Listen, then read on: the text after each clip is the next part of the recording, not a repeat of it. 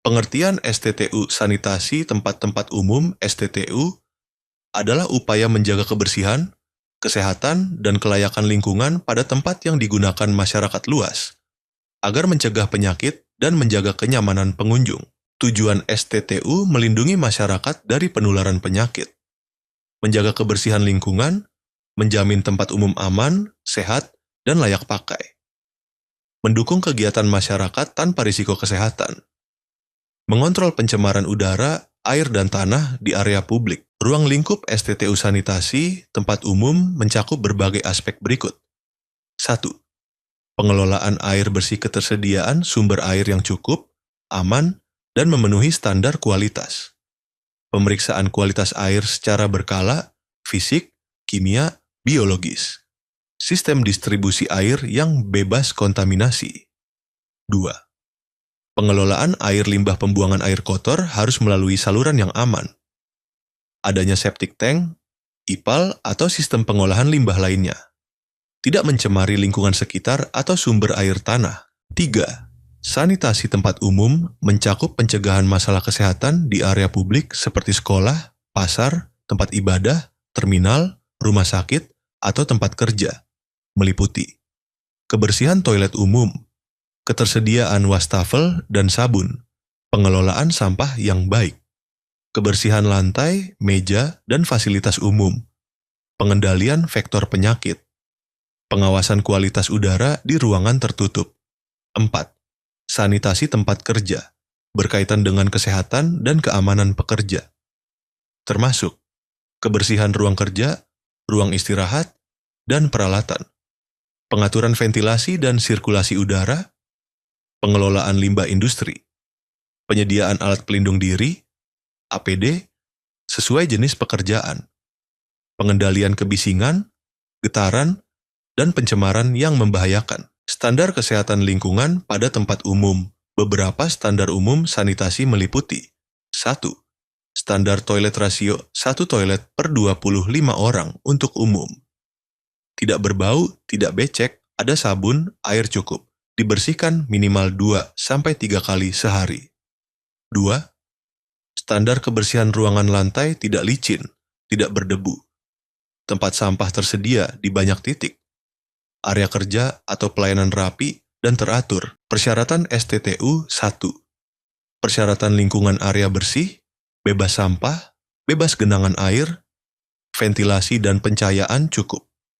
Tidak ada sumber pencemaran, bau, asap, limbah. 2. Persyaratan fasilitas sanitasi tersedia air bersih yang memenuhi standar. Toilet bersih, berfungsi baik, dilengkapi sabun dan air mengalir. Tempat sampah tertutup dan mudah dijangkau. 3. Persyaratan kebersihan disinfeksi rutin. Area sentuh tinggi, handle pintu, meja, dibersihkan berkala. Tidak ada hama, tikus, kecoa, lalat. 4. Persyaratan kesehatan pekerja-pekerja sehat, tidak sakit menular. Menggunakan APD sesuai kebutuhan, sarung tangan, masker. Pelatihan dasar sanitasi. 5. Persyaratan pengelolaan limbah-limbah cair dialirkan ke saluran yang memenuhi standar. Limbah padat dipilah dan dibuang secara teratur. Pengertian pengawasan sektor penyakit. Pengawasan sektor penyakit, disease surveillance, adalah proses pengumpulan, analisis, interpretasi, dan penyebaran data kesehatan secara sistematis untuk mencegah dan mengendalikan penyakit. Tujuan utamanya, mendeteksi penyakit sedini mungkin, melacak sumber penularan, mengendalikan penyebaran penyakit, menjadi dasar kebijakan kesehatan. Ruang lingkup pengawasan sektor penyakit meliputi 1. Penyakit menular TBC, HIV, AIDS, DBD, malaria, campak rabis, diare menular 2. Penyakit tidak menular PTM, diabetes, hipertensi, kanker, penyakit jantung. 3. Wabah dan KLB, kejadian luar biasa. KLB keracunan makanan, KLB diare wabah, zoonosis. 4. Penyakit berbasis lingkungan ISPA, infeksi saluran pernapasan akut, penyakit kulit filariasis. Tujuan pengawasan penyakit 1. Mendeteksi secara dini kejadian penyakit, pengawasan memungkinkan identifikasi cepat terhadap kasus penyakit yang muncul, baik penyakit menular maupun tidak menular. Deteksi dini penting untuk mencegah penyebaran lebih lanjut dan mengaktifkan respons segera sebelum kondisi menjadi lebih parah. 2. Menilai efektivitas program kesehatan data, pengawasan membantu mengevaluasi apakah program imunisasi berhasil menurunkan insiden penyakit tertentu. Intervensi sanitasi dan air bersih berdampak nyata. Kampanye kesehatan masyarakat efektif. Jika tidak efektif, strategi dapat disesuaikan berdasarkan bukti. 3. Mendeteksi wabah dan mengambil tindakan cepat. Pengawasan berfungsi sebagai sistem peringatan dini, early warning system.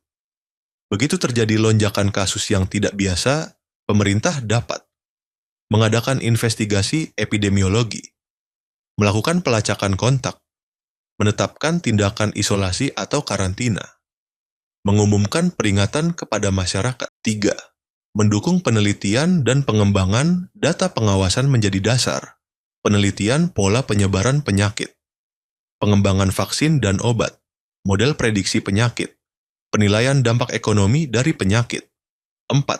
Memberikan informasi akurat kepada masyarakat, pengawasan menyediakan data resmi untuk edukasi masyarakat, kampanye kesehatan, peringatan publik, kontrol informasi agar tidak terjadi kepanikan. Jenis-jenis pengawasan penyakit berdasarkan cara perolehan data. 1.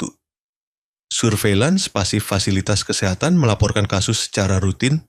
Contoh, laporan mingguan W2 dari puskesmas. 2.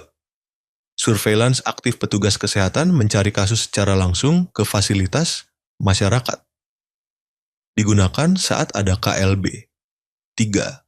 Surveillance sentinel dilakukan di fasilitas tertentu, sentinel site, yang dianggap mewakili populasi. Contoh, RS rujukan flu berat. 4. Surveillance berbasis masyarakat, masyarakat ikut melaporkan tanda gejala penyakit.